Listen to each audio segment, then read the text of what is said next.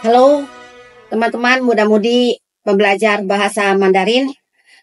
Kita menyambung pembahasan kosakata tentang kesehatan. Yang lalu kita pernah bahas tentang cing ya. Di sini ingin saya tambahkan yang belum dibahas ya. Kita kan belajarnya lebih ke aksara, lebih ke bahasa ya. Jadi bukan hanya semata-mata cerita tentang cing mai, yang cingnya 12, mai-nya 2, atau cing lo. Ya, cing lo itu adalah jalur-jalur ya, jalur-jalur yang ada di badan manusia. Memang kalau dalam bahasa Inggris atau bahasa Indonesia, cing itu meridian, mai juga meridian. Mungkin lo juga sama, jadi nggak dibedakan. Tapi dalam bahasa Mandarin ada bedanya. Misalnya lo itu lebih dipakai untuk menghubungkan. Misalnya kita bilang kata lianluo, itu lianluo, ya artinya menghubungkan, menghubungi atau ya berhubungan lah gitu. Lianluo semedan itu satu. Kemudian masih ada cing lainnya yang belum diangkat. Pernah kita angkat satu kata ya, cingsu ya. Iya. Cingsu. Tapi bukan hanya cingsu aja, masih ada yang lebih spesifik lagi yang ingin saya tanyakan di sini. Misalnya kan cing pernah kita bahas kalau itu ada satu cing tian yang artinya kitab. Jadi nama keseluruhan itu cing tian kitab. Nah sekarang kalau satu-satuannya nih, misalnya kitab suci ya, kitab suci agama Kristen apa? Sangcing bukan? Wah pinter, betul. Sheng Jing ya kita baca Sheng Jing ya, Sheng Jing itu. Jadi cingnya kan sama ya. Satu lagi kalau buku kitab agama Buddha. Huojing. Fojing, ya betul. Fo-nya Buddha ya, Fojing. Nah itu Fojing. Lalu kalau kitab suci agama Islam, Kelancing. ya Kelancing Quran ya, Kelancing. Kan itu cing semua ya, dari Sengjing, Fojing, Kelancing. Lalu kalau isinya tuh mantra-mantranya dibaca gitu, membaca mantra atau membaca cingsu, itu disebut apa? Tidak tahu lah. Nah, bacanya tuh baca keluar suara. Itu jangan bilang tuh ya, itu baca nien biasanya. Kan keluar suara, dibaca keluar suara. Jadi nien cing ya, itu artinya membaca mantra ya, nien cing. Tapi maknanya bukan itu aja. Dalam pemakaian sehari-hari kadang-kadang nien cing itu ada makna konotasi, maksud lain. Contohnya gini, saya tanyakan Akila, di rumah mama suka ngomel nggak? Gak suka lah sih. Suka. Jadi kalau dalam bahasa Mandarin gurau ya dikatakan mama seniencing. Mama saya niencing.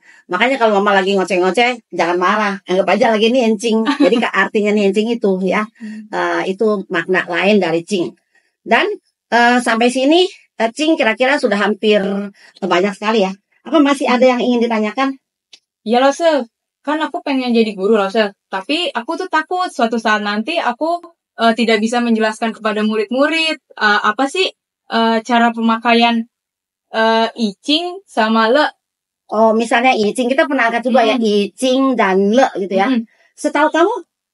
Kalau setahu saya itu icing itu berada di depan verba. Betul. Kalau le itu di belakangnya verba. Betul gak lu? Betul.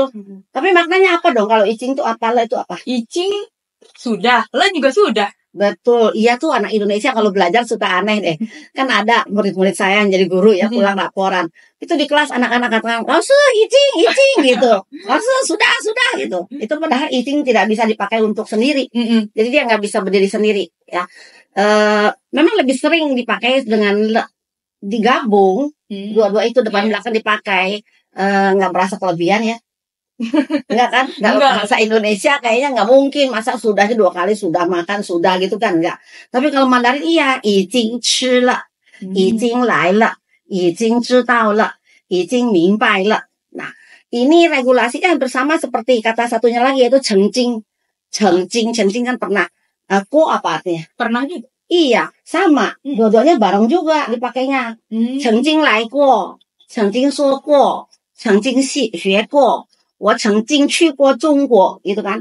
Nah, mungkin kalau ada yang mau bertanya, andaikan kita pakai satu aja boleh nggak sih? Kenapa mesti 2 gitu? Iya. Nah, memang kalau pakainya kadang-kadang berasa kalau nggak 2 kayak kurang. Aneh gitu. Misalnya 我已经说了. Kalau 我已经说, kayaknya nggak belum habis gitu kan. Nah, makanya kalau mau dibuang, buangnya depan. Icingnya berarti loh. Iya, jadi misalnya 已经吃了, bilang aja 吃了. Iya. Ya, 已经去过. Jadi bilangnya 去过，去过，去过, ya. Jadi kalau mau dilesapkan yang depan. Tapi kalau yang belakang jangan. Kalau belakang dibuang seperti kayaknya ada ada yang sedikit, kurang. kayak ganjil, nggak ada ininya. Tapi bukan mutlak ya, bukan mutlak. Kalau dalam penulisan penelitian tuh biasanya sangat ringkas. Dia bisa buang satu. 我已经研究什么了 kecuali 研究nya di belakangnya ada objeknya lagi, jadi panjang belakangnya. Nah itu nggak berasa tuh kalau le-nya dibuang. Tapi kalau untuk pembicaraan lisan itu yang pendek-pendek biasanya ada le-nya lebih enak. Seperti itu aja.